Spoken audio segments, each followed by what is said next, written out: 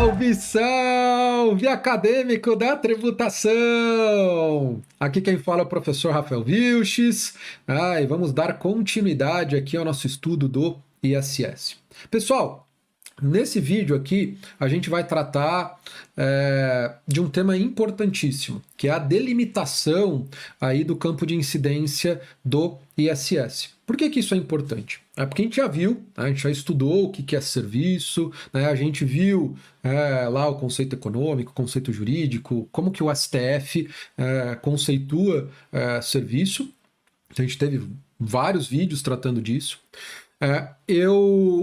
Nos vídeos anteriores, tratei sobre a prestação de serviço, porque essa é a hipótese de incidência do ISS, né? Esse é o fato gerador em abstrato aí do ISS, previstos no caput do artigo 1º da Lei Complementar 116. Mas quais serviços serão tributados? Todos? Basta eu ter uma atividade que se enquadra no conceito de serviço, né? Aquele conceito lá definido pelo Supremo, né, construído, na verdade, pelo Supremo, pelos seus diversos julgados. Basta eu ter uma atividade que se enquadra nesse conceito constitucional de serviço, pronto, já vai ser tributado pelo ISS. Como que o campo de incidência do ISS é delimitado? Porque, né, se a gente for voltar na Constituição Federal, acho que eu não coloquei no slide dessa parte, mas só relembrando, se você tiver necessidade, pausa o vídeo aí, abre a Constituição lá no artigo 156, inciso 3, que você vai ver lá, né, compete aos municípios a instituição de um imposto sobre serviços. E aí vai ter lá um trecho lá, definidos por lei complementar. Então, você já viu, vai ter uma lei complementar definindo quais serviços serão tributados pelo ISS. Mas aí, pessoal, a gente tem que parar para pensar, o que é definir? Definir serviço. Na verdade, quando eu falo para você definir alguma coisa, você pode definir de duas formas. Você pode elaborar um conceito abstrato, né? Uma sentença ou uma série de sentenças que vai trazer os elementos que vão conceituar aquela ideia, né? Aquela ideia. Ou você lista. Olha lá, qual o conceito de mamífero? Você pode trazer um conceito abstrato ou listar todos os mamíferos. Né? Tá aqui, ó. Os mamíferos são isso daqui. Então há essas duas formas, né, de você conceituar um determinado objeto. Né? Aqui o objeto é serviço. E aí eu conceituando, eu definindo o serviço, eu estou delimitando o campo de incidência do ISS. Tudo que se enquadrar nessa definição vai ser tributado pelo ISS. Então, quando tiver uma pessoa que estiver prestando esse serviço, exercendo essa atividade que se enquadra nessa definição prevista nessa lei complementar, pronto, aí vai haver a incidência do ISS. Então, não basta eu ter uma prestação de um serviço. Esse serviço que está sendo prestado, ele tem que estar definido em uma lei complementar. E que lei complementar é essa? É uma lei complementar municipal? Cada município vai editar essa lei complementar? Não, pessoal. Uma lei complementar nacional. E qual é a lei complementar? Adivinha? A lei complementar 116. Então, a Lei Complementar 116, além de ela dizer qual é o fato gerador, qual é a base de cálculo, quais são os contribuintes do ISS, né? O ISS é um imposto e eu tenho que ter lei complementar para definir, uma lei complementar de normas gerais, de amplitude nacional para definir esses três elementos. E, além disso, a Constituição ainda exige que essa lei complementar exerça uma outra função, que é definir os serviços. E aí, vamos aqui para o slide, que eu quero mostrar para vocês. Então, olha aí. Como o campo de incidência do ISS é definido pela lei complementar? Porque é uma exigência da própria Constituição. Que esses serviços que serão tributados pelo ISS serão definidos por meio de lei complementar.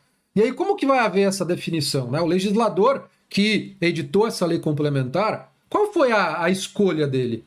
Como que ele resolveu definir esses serviços? por meio de uma definição abstrata de conceito, uma definição conceitual, né, de serviço, sei lá, um artigo que ia lá e colocava um conceito abstrato de serviço. Ou por meio de uma lista, ele vai listar todas as atividades que, no entendimento dele, são serviços e devem ser tributadas pelo ISS.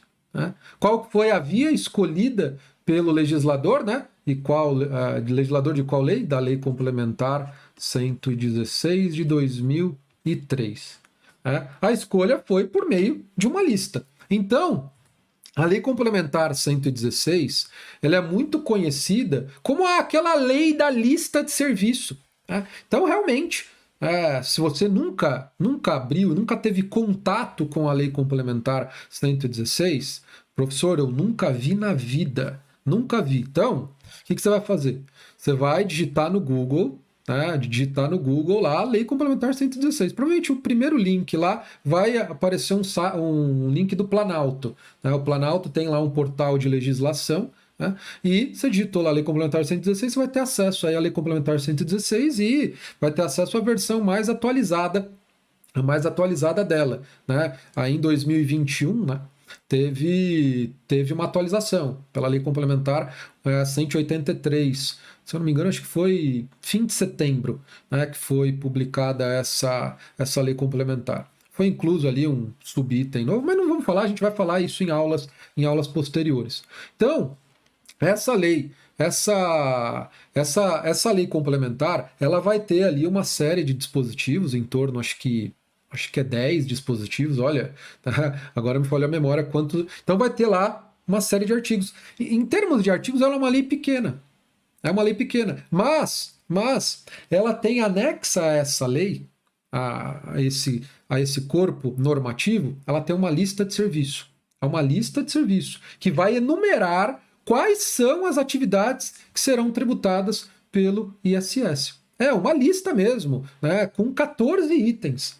E a maioria desses itens são desmembrados em vários subitens. Eu coloquei aqui para vocês, né? A estrutura, né? A estrutura da lista de serviço. 40 itens e 201 subitens. Então, por exemplo, o item 1, que trata de serviços de informática, vai ter aqui vários subitens especificando, né, quais são esses tipos de serviços de informática. Então, a gente vai ter lá do item 1 ao item 40.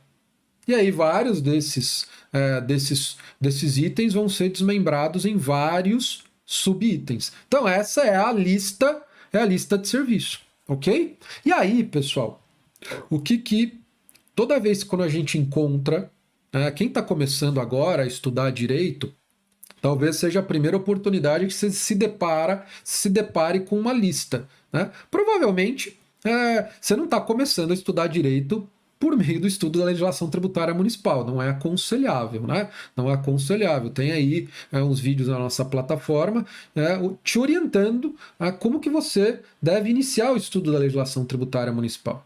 E a melhor orientação é, primeiro, estuda direito tributário. No mínimo, estuda uma parte para, caso necessário, você já comece o estudo. O ideal é, estudou direito tributário todo, e aí você vai partir para o estudo da legislação tributária. No caso aqui, legislação tributária municipal, a parte geral.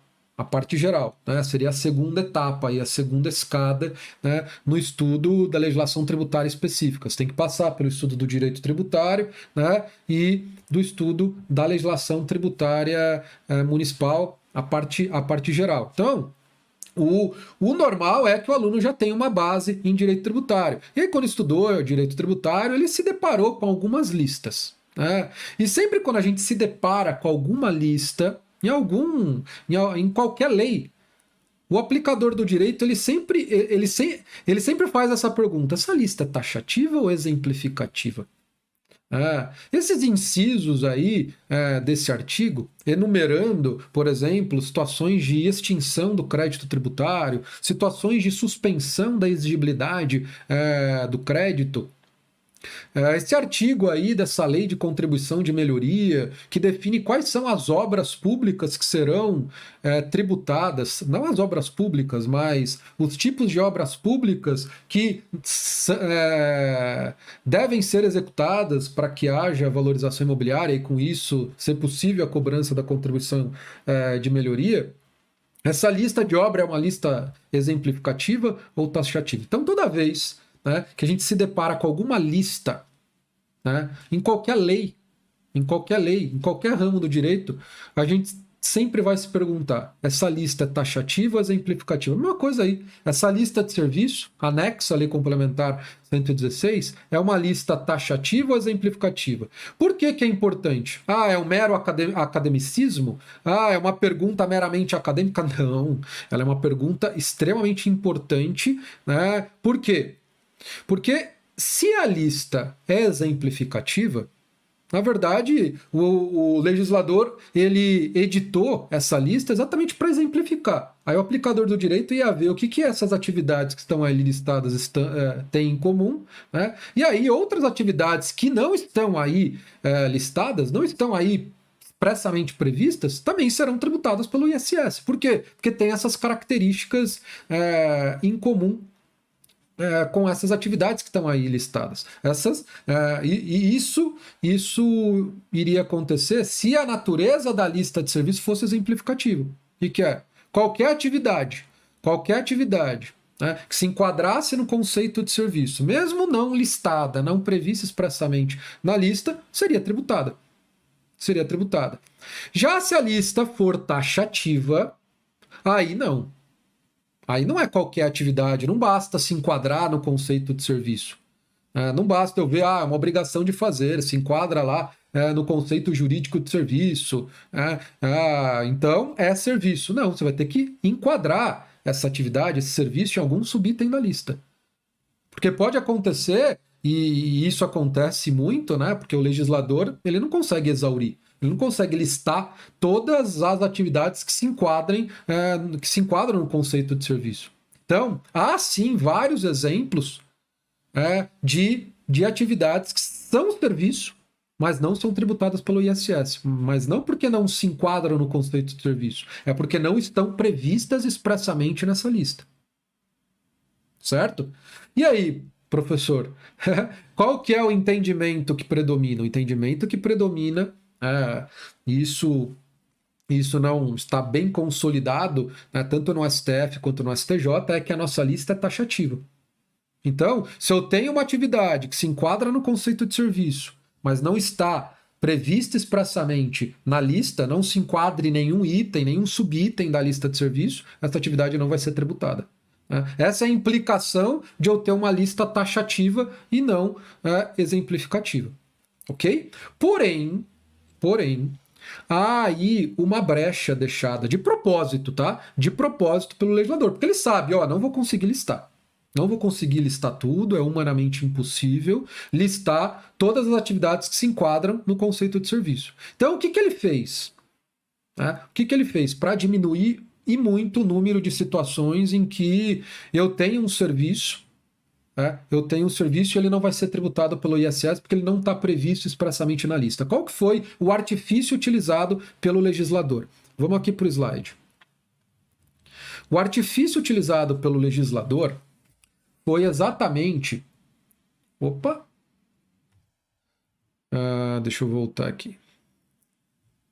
Foi exatamente aqui, a utilização desse tipo de expressão, congênere, né? E há outras expressões que são utilizadas, por exemplo, de qualquer espécie, de qualquer natureza. Então, se você ainda não leu a lista, e eu espero que você já tenha lido, pelo menos uma lida, né? Faça uma segunda leitura, agora prestando atenção exatamente nessas expressões aí, congênere, de qualquer natureza, de qualquer espécie. Você vai ver que tem em vários itens, em vários subitens, essas expressões. E aí, pessoal, né, abre a possibilidade, a utilização dessas expressões, desse tipo de terminologia nos subitens, nos itens, abre a possibilidade do aplicador do direito realizar uma interpretação extensiva. Extensiva. Né? Pessoal, interpretação extensiva não é a mesma coisa de analogia. De analogia. Primeiro, interpretação extensiva é um método de interpretação. Eu tenho uma norma e o aplicador do direito simplesmente, por meio de uma técnica interpretativa, ele vai lá clarear o real significado dessa norma. O que ela significa? Né? Então, eu vou ler, eu vou interpretar e eu vou chegar ao significado dessa norma, desse subitem da lista, que é uma norma jurídica, está num instrumento normativo, está numa lei. Então, isso, eu sou auditor fiscal do município de São Paulo, então várias situações, né, eu tenho que analisar, várias situações práticas que eu tenho que analisar, eu reviso soluções de consulta, né, e aí o contribuinte, uma das maiores dúvidas dos contribuintes em consultas tributárias é: essa atividade aqui, descrita nesse contrato de prestação de serviço, ela se enquadra em algum subitem da lista? Se sim, qual? Porque eu quero saber se eu tenho que pagar ISS ou eu não tenho que pagar.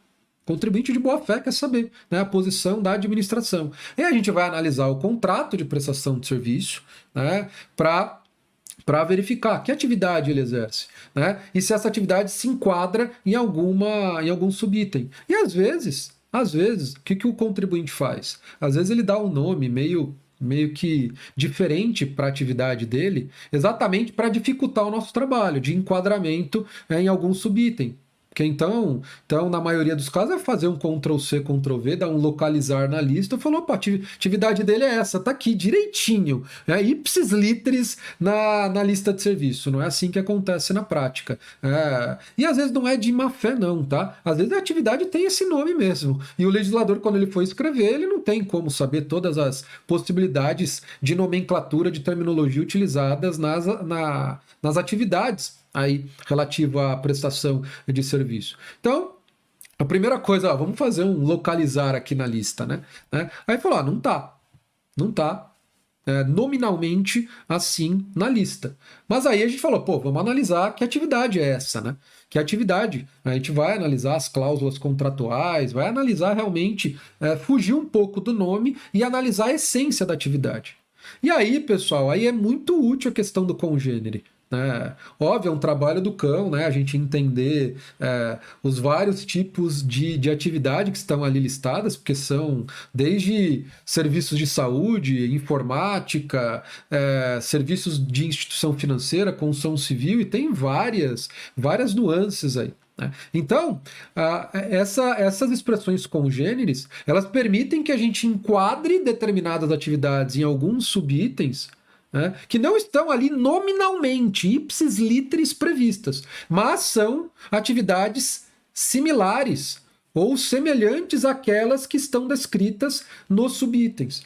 E o que possibilita isso? O que possibilita o aplicador do direito fazer isso, essa interpretação extensiva, ampliativa? É exatamente essas expressões, congênere, ou de qualquer natureza, ou de qualquer espécie.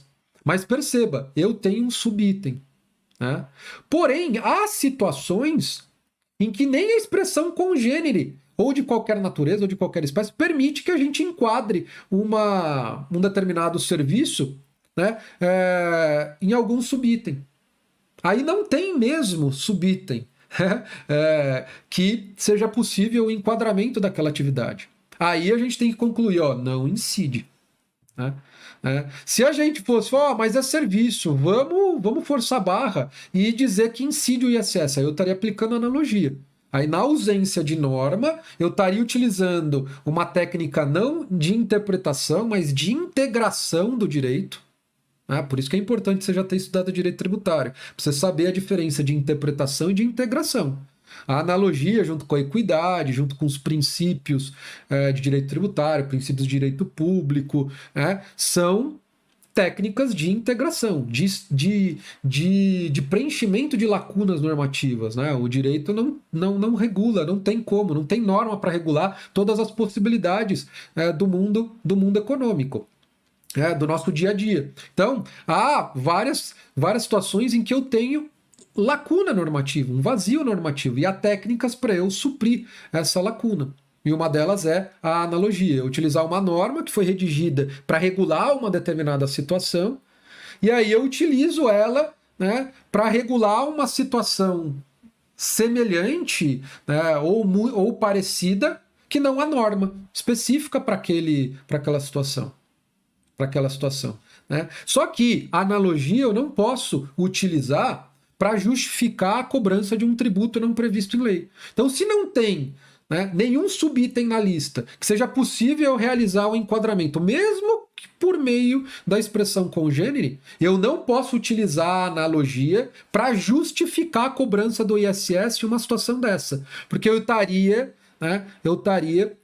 exigindo um tributo, exigindo o ISS em uma situação não prevista em lei. Né? Por quê? Porque a lista é taxativa. Né? E em função dessa taxatividade, se não há nenhum subitem em que eu consiga enquadrar esse serviço, essa atividade, então não há como cobrar, não há como exigir aí o ISS nessa situação. Tranquilo? Então, vamos aqui por slide. Então é exatamente isso. Não confunda interpretação extensiva com analogia, porque a analogia eu não posso utilizar, mas a interpretação extensiva eu posso, apesar de a lista ser taxativa. Mas o que me permite? O que me permite a utilização da interpretação extensiva ou ampliativa? É a existência dessas expressões, congênere, de qualquer natureza, de qualquer espécie. Se não existissem essas expressões, né, nem interpretação extensiva ia poder. Né? Aí tem que ser uma interpretação somente literal. Né? Mas aí o legislador, sabendo dessa problemática, ele espalhou pela lista de serviço em várias situações essas expressões, que possibilita a interpretação extensiva, apesar de a lista ser taxativa. Tranquilo? Então, pessoal, aqui por slide, eu acho que era isso, né? Aqui nessa aula, acho que é isso, né? A gente já vai para os exercícios. Então, olha aqui para mim. Então, pessoal, era isso que eu queria tratar com vocês. Né? Então, a gente já tem uma visão bem interessante da lista. Né? Ainda a gente vai ver depois, a gente vai ter agora uma bateria de questões, a gente vai ver ainda situações em que, mesmo aquela atividade sendo serviço, ela não pode de jeito nenhum ser incluída na lista. Porque você pode, essa atividade aqui é serviço, ela não está listada na lista, então não pode ser tributada pelo ISS, mas há situações, há atividades que não podem de jeito nenhum ser tributadas pelo ISS, né? Não podem nem ser incluídas na lista para ser tributadas pelo ISS. São aquelas situações em que eu tenho serviço, mas esses serviços já estão no campo de incidência do ICMS. Então eles vão poder ser tributados também pelo ISS. Mas isso aí nas próximas aulas, depois dessa bateria de questões aí que a gente vai fazer. Tranquilo? Então é isso. A gente se vê na próxima aula. Tchau, tchau.